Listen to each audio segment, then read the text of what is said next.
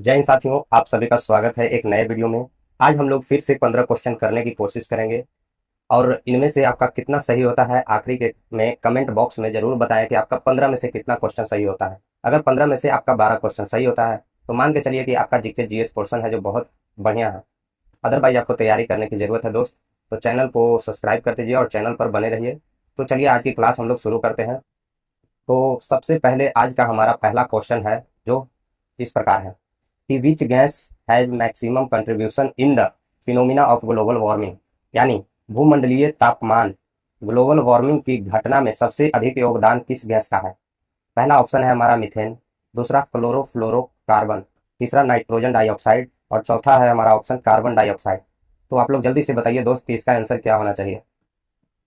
इसका आंसर क्या होना चाहिए आप लोग जल्दी से कमेंट बॉक्स में बताइए। तो इसका आंसर होगा डी, कार्बन डाइऑक्साइड।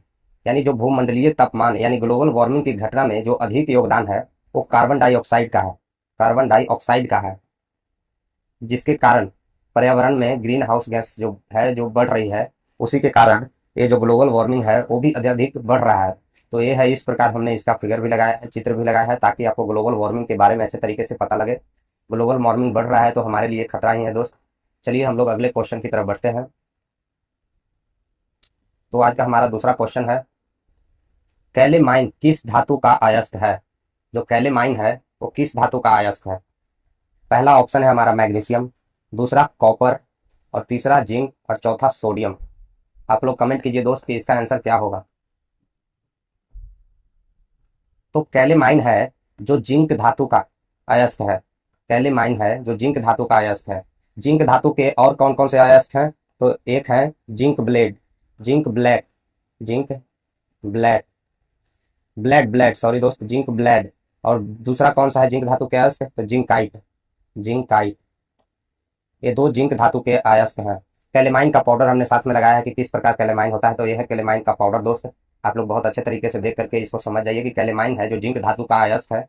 चलिए हम लोग अपने अगले क्वेश्चन की तरफ बढ़ते हैं। तो हमारा तीसरा क्वेश्चन इस प्रकार है। तो हमारा तीसरा क्वेश्चन है जो इस प्रकार है कि in which of the following cities is the sun temple famous, यानी निम्नलिखित में से किस नगर में सूर्य मंदिर विख्यात है। तो कौन सा नगर है जिसमें सूर्य मंदिर है जो विख्यात है। तो गया हो गया, बोध गया, देव या फिर रांची। इन ऑप्शन में से आपका उत्तर क्या है आप लोग कमेंट कीजिए। दोस्त जो सूर्य मंदिर है वो देव में स्थित है।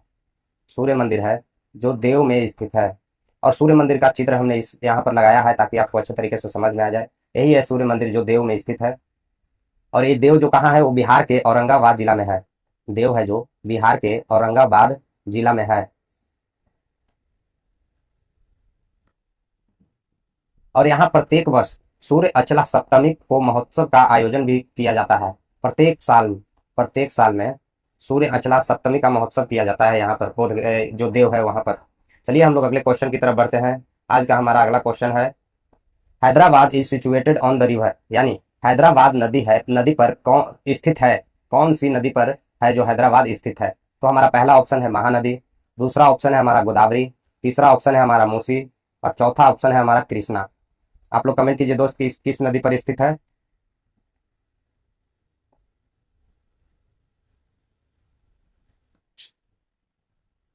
तो हैदराबाद है जो मूसी नदी पर स्थित है। हैदराबाद है जो मूसी नदी पर स्थित है और यह है मूसी नदी। मूसी नदी यही है जो हैदराबाद पर स्थित है। हैदराबाद में हैदराबाद है जो मूसी नदी पर स्थित है। वो यहाँ पर हमने फिगर भी लगा दिया है ताकि आपको अच्छे तरीके से समझ में आए। चलिए हम लोग अगले क्वेश्चन की तरफ बढ़ते हैं। तो आज का हमारा अगला क्वेश्चन है कि under which article untouchability was एबोलिश्ड by the Indian constitution, यानी किस अनुच्छेद के अंतर्गत भारतीय भारतीय संविधान द्वारा अस्पृश्यता को समाप्त कर दिया गया है।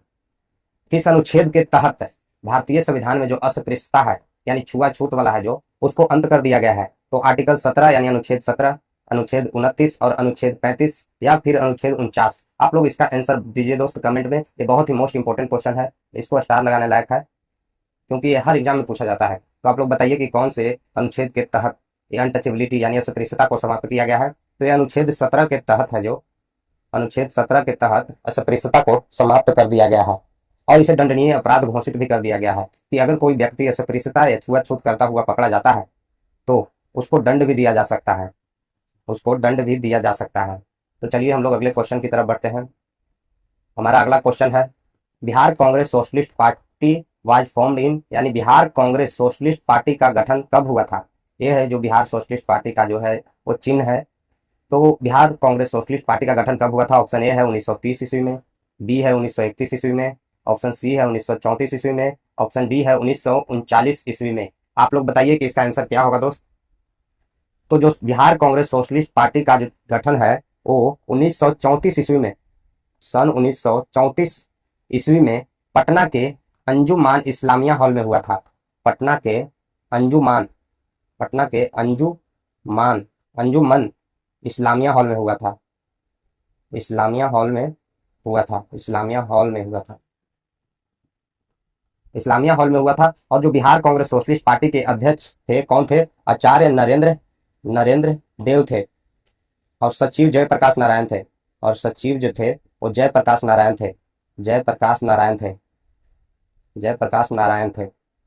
तो बिहार कांग्रेस सोशलिस्ट पार्टी का गठन कब हुआ था? तो 1934 ईस्वी में हुआ था। ये है उनका चुनाव चिन्ह, यानी ये है उनका जो चित्र है, जो सोशलिस्ट पार्टी का जो लोगो है जो इस प्रकार है।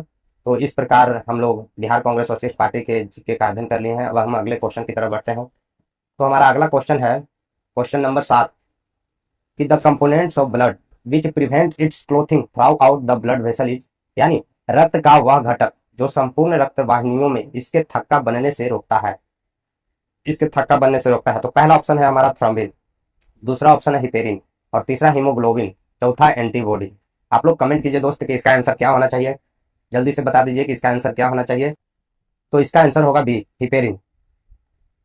तो हिपेरिन एक थक्का रोधी यानी रक्त पतला करने वाला है। हिपेरिन है जो रक्त पतला करने वाला है, जो रक्त के थक्कों के निर्माण को रोकता है। जो रक्त में जो थक्का बन जाता है उसको निर्माण है होता है तो उसको रोकता है कौन? तो हिपेरिन ही रोकता है।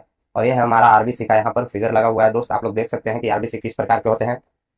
चलिए हम लोग अगले क्वेश्चन डिस्कस करते हैं। तो आज का हमारा अगला क्वेश्चन है, विच of the flowing comes under the category of fish, यानी इनमें से कौन सा मत्स्य वर्ग में आता है। हमारा पहला ऑप्शन है शार्क, दूसरा ऑप्शन है कैटफिश, तीसरा ऑप्शन है डॉग फिश, और चौथा है ये सभी। आप लोग बताइए दोस्त कि इनमें से कौन सा होना चाहिए जो मत्स्य वर्ग में आता है। तो इसका ऑप्शन हो जाएगा ऑप्शन डी, ये सभी। ये सभी जो शार्क हैं, जो शार्क हैं, कैट फिश हैं, डॉग फिश हैं, ये सभी मत्स्य वर्ग में आते हैं, मत्स्य वर्ग में आते हैं। मत्स्य वर्ग के जीव अनियत तापी होते हैं, अनियत तापी हैं। और ये जीव, ये जो जीव हैं वो जो गिल से श्वसन करते हैं, गिल से श्वसन करते हैं, तथा इनके हृदय में अशुद्ध रक्त बहता है। और जो इनके हृदय है, हृदय इनके हार्ट में अशुद्ध रक्त बहता है, अशुद्ध रक्त बहता है, अशुद्ध रक्त बहता है, अशुद्ध रक्त बहता है। तो इसमें से सभी आएगा दोस्त, और इसका आंसर डी हो जाएगा, बिल्कुल सही हो जाएगा। इसका आंसर डी बिल्कुल सही हो जाएगा। तो चलिए दोस्त हम लोग अगले क्वेश्चन की तरफ बढ़ते हैं। हमारा अगला क्वेश्चन है कि Gautam Buddha was born in Lumbini, जो गौतम बुद्धा है उनका जन्म हुआ था लुम्बिनी में। इसकी पुष्टि है जो किसके अभिलेख से होती है कि गौतम बुद्धा का जो जन्म हुआ था वो लुम्बिनी में हुआ था। और इसकी पुष्टि है जो कैसे की जाती है, किस अभिलेख से की जाती है। तो हमारा पहला ऑप्शन है समुद्रगुप्त, दूसरा ऑप्शन है हर्ष, तीसरा ऑप्शन है पुलकेशिन, और चौथा है अशोक। यानी किसके अभिलेख से होती है कि गौतम बुद्ध का जन्म है जो लुम्बिनी में हुआ था। तो गौतम बुद्ध का यहाँ पर हमने चित्र लगाया है, यही है हमारे गौतम बुद्ध जी, जिनका जन्म लुम्बिनी में हुआ था। तो इनका जो पुष्टि होता है वो किनके अभिलेख से होता है? तो इनका पुष्टि है जो अशोक के अभिलेख से होता है, यानी इसका ऑप्शन डी बिल्कुल सही होगा। इनका जन्म है जो लुम्बिनी में हुआ था, इनका जन्म लुम्बिनी में हुआ था, और इसकी पुष्टि है जो अशोक के अभिलेख से की जाती है। अशोक के ब्राह्मी लिपि में लिखे गए अभिलेख से ज्ञात होता है। चलिए हम लोग अगले क्वेश्चन की तरफ बढ़ते हैं। तो इसका ऑप्शन हमारा डी बिल्कुल सही हो जाएगा कि अशोक। अगला क्वेश्चन हमारा है कि खड़ी बोली में सर्वप्रथम लोग कवि कौन माने जाते हैं। खड़ी बोली में सर्वप्रथम लोग कवि कौन माने जाते हैं? पहला ऑप्शन है हमारा रामधारी सिंह दिनकर, दूसरा ऑप्शन है श्रीकांत त्रिपाठी निराला, तीसरा ऑप्शन है श्याम नारायण पांडे, और चौथा है मैथिली शरण गुप्त। आप लोग बताइए दोस्त कि इसका आंसर कौन होगा, जल्दी जल्दी से बताइए कि इसका आंसर कौन होगा। तो ये जो हमारे हैं वो है मैथिली शरण गुप्त जी का फोटो लगाया है, और इसका आंसर भी हमारा मैथिली शरण गुप्त जी होंगे। कि उनकी खड़ी बोली को कोमल रूप सुमित्रा नंदन पंत ने दिया था। खड़ी बोली है उनका कोमल रूप किसने दिया था? सुमित्रा नंदन पंत ने दिया था। सुमित्रा नंदन पंत ने दिया था। सुमित्रा नंदन पंत ने दिया था। सुमित्रा नंदन पंत ने दिया था। लेकिन हिंदी भाषा के संस्कारिक प्रसंगों में सर्वाधिक अंशदान मैथिली शरण गुप्त जी का था। हिंदी में प्रसंग में सबसे ज्यादा जो अंशदान है वो मैथिली शरण गुप्त जी का है, इसलिए इसका आंसर डी बिल्कुल करेक्ट होगा दोस्त। चलिए हम लोग अगले क्वेश्चन की तरफ बढ़ते हैं। हमारा अगला क्वेश्चन है कि अकबर के नौ रत्न के बारे में इनमें से कौन सा सही ढंग से मेल नहीं खाता है।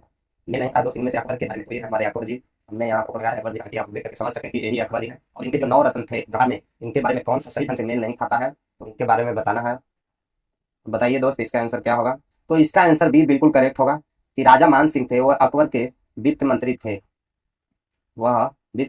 एक गलत है दोस्त, ये मेल नहीं खा रहा है, ये इससे मेल नहीं खा रहा है, बाकी सब ठीक है। अबुल फजल थे, वह अकबर के वजीर थे, बिल्कुल सही है। अब्दुल रहीम खान थे, वह कवि थे अकबर के दरबार में। मुल्ला दो प्याजा थे, वो मुगल सम्राट अकबर के मुख्य सलाहकार में से एक थे। लेकिन राजा मान सिंह थे ना, जो अकबर के वित्त मंत्री नहीं थे। राजा मान सिंह वो अकबर के वित्त मंत्री नहीं थे। बढ़ते हैं।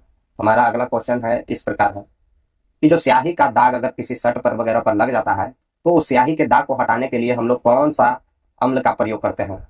पहला हमारा ऑप्शन है ओक्जैलिक एसिड, दूसरा ऑप्शन है एसिटिक एसिड, तीसरा ऑप्शन है फॉर्मिक एसिड और चौथा ऑप्शन है मौलिक एसिड। तो इनमें से बताइए दोस्त कि कौन सा ऑप्शन का प्रयोग आप लोग करेंगे, कौन से अम्ल का प्रयोग करेंगे ताकि आपका स्याही का दाग मिट सके। तो इनमें से ऑक्जैलिक एसिड का प्रयोग करके हम स्याही के दाग को हटा सकते हैं। एक व्हाइट शर्ट पर देखिए दोस्त, यहाँ पर स्याही का दाग लगा है और इसको हटाना है तो हमें ऑक्जैलिक एसिड का प्रयोग करना पड़ेगा ताकि ये जो स्याही का दाग है वो बिल्कुल पूरी तरह से हटाया जा सके। तो स्याही का दाग मिटाने के लिए ऑक्जैलिक अम्ल का प्रयोग किया जाता है। इसके अलावा इसका उपयोग चमड़े के व्यंजक के रूप में कपड़ा उद्योग या फोटोग्राफी में भी किया जाता है। फोटोग्राफी में भी किया जाता है। फोटोग्राफी में भी किया जाता है। फोटोग्राफी में भी किया जाता है।